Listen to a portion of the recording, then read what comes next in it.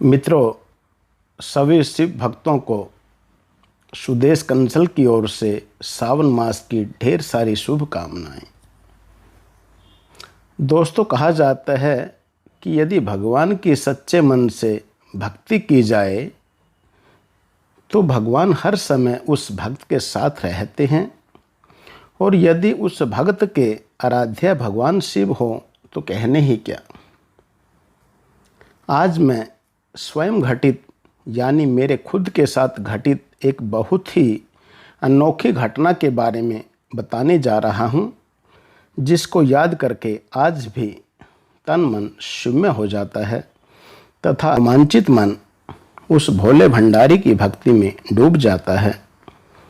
मित्रों, इस घटना के बारे में जानने से पहले मेरा सभी मित्रों से करबद्ध निवेदन है कि जिन्होंने भी मेरे YouTube चैनल संस्कार संजीवनी को अभी तक सब्सक्राइब नहीं किया, प्लीज़ उसे आज ज़रूर कर दें, ताकि मैं आपसे ऐसी घटनाओं की चर्चा के लिए बार बार जुड़ता रहूं। मित्रों, कहा जाता है कि भगवान के साक्षात दर्शन तो बड़े बड़े ऋषियों और मुनियों को भी बड़ी मुश्किल से होते हैं। हमारे जैसे कलयुगी मानव तो केवल बड़ी मुश्किल से उनके होने का एहसास मात्र कर पाते हैं।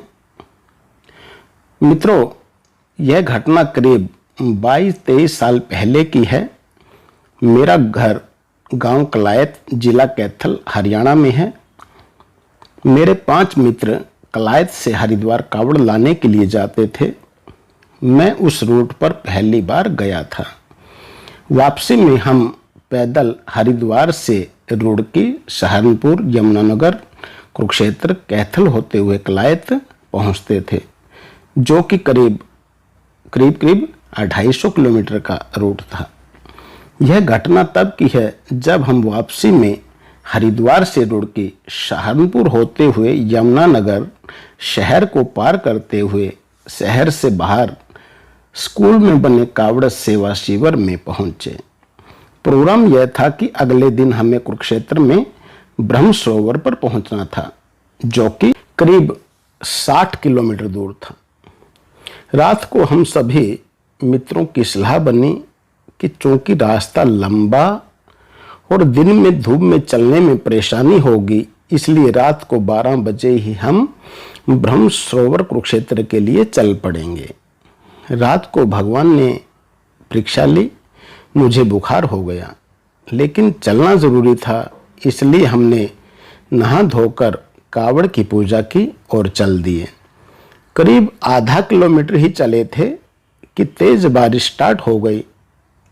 खैर, थोड़ी देर में बारिश तो बंद हो गई, लेकिन मेरा एक दोस्त जो कि पहले भी उस रूट पर आता रहता था, बोला कि सुदेश भाई, बड़ी गड़बड़ हो गई।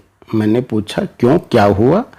तो वो बोला कि इस रास्ते में गूलर के 2 पेड़ हैं।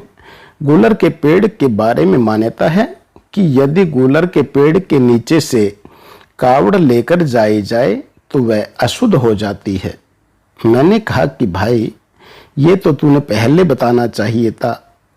अब तो अंधेरे में बिल्कुल भी पता नहीं चलेगा, क्योंकि हमारी टॉर्च भी खराब हो गई थी। कोई और चारा न देखकर मैंने कहा कि भाई, कोई बात नहीं, जिसकी कावड़ है वही रास्ता दिखाएगा। ऐसा कहकर हम ओम नमः शिवाय का जप करते हुए आगे बढ़ चले। कुछ किलोमीटर ही चले थे कि पीछे से एक ट्रक आया। सामने ही लाल झंडी लगा गूलर का पेड़ दिख गया। गूलर के पेड़ पर स्थानीय लोग इसके पहचान के लिए लाल रंग की झंडी लगा देते हैं। मैंने कहा भाई, लो, दिखा दिया ना रास्ता उसने जिसकी कावड़ थी। एक मित्र बोला, एक पेड़ तो दिखा दिया, लेकिन दूसरे का रास्ता कौन दिखाएगा? मैंने कहा भाई, विश्वास रख, जिसने पहले रास्ता दिखाया है वही आगे भी दिखाएगा। मित्रों, भगवान भोलेनाथ, भगवान शंकर का चमत्कार देखिए।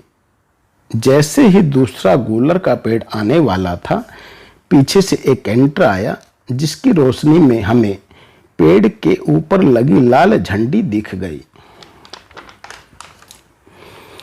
तथा हमारी कावड़ अशुद्ध होने से बच गई। इस घटना पर सभी मित्र भगवान भोलेनाथ की कृपा पर भाव विभोर हो गए तथा भगवान भोलेनाथ का बार बार जयकारा लगाने लगे। मित्रों, कमाल की एक बात बताऊं, उस पूरे रास्ते में उस ट्रक और कैंटर के अलावा एक भी व्हीकल हमें नहीं मिला।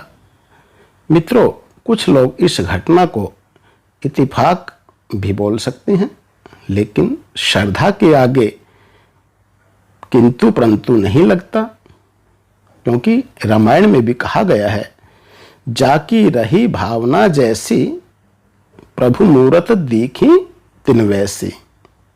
जाकी रही भावना जैसी प्रभु मूरत दीखी तिन वैसी। दोस्तों, इस घटना पर आपका क्या कहना है, प्लीज कमेंट में जरूर बताएं। और ऐसे ही 2 घटना मेरे साथ और घटी थी, जिसका वर्णन मैं फिर कभी आगे की वीडियो में करूंगा। अंत में मेरी ओर से सभी शिव भक्तों को जय भोले की।